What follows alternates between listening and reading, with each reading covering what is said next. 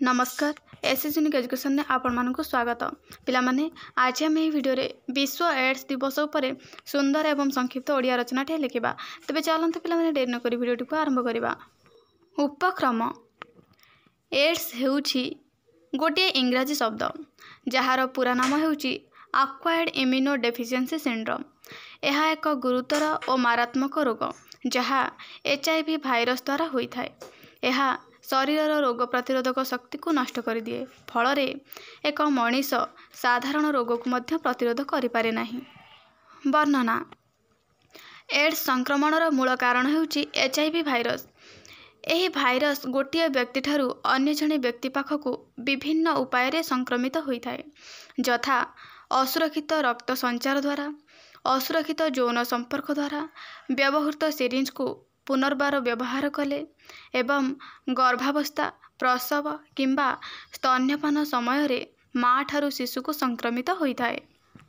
Ads संक्रमित हेबार प्रथम अवस्था HIV भाइरस संक्रमणर कौनसी स्पष्ट लक्षण देखा जाए नहीं।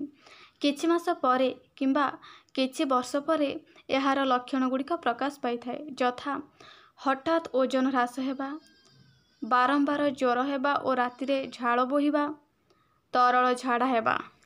साधारणतः कंठ और काखरे ग्रंथि फुली जिबा, कारण न थाई क्लांति अनुभव करिबा, सुखिला काश हेबा, जिह्वा बा पाटी रे धला दाग बा अस्वाभाविक दाग हेबा, एसबु हेउछि एड्स रोगर लक्षण। एड्स को प्रतिरोध करिबार व्यवस्था, यथा एड्स संक्रमित व्यक्ति सह असुरक्षित यौन संपर्क रखिबा नाही। देन व्यवहृत होइतिबा इंजेक्शन छुंची को द्वितीय थर पई व्यवहार करिबा नाही। नेक्स्ट रक्त नेबार थिले एहाकू HIV संक्रमित कि नुहे परीक्षा करि नेबा को हेबो। शेष कथा एड्स एक मारात्मक रोग एवं यार प्रतिषेधक टीका मध्य आज जाए उपलब्ध होई नाही।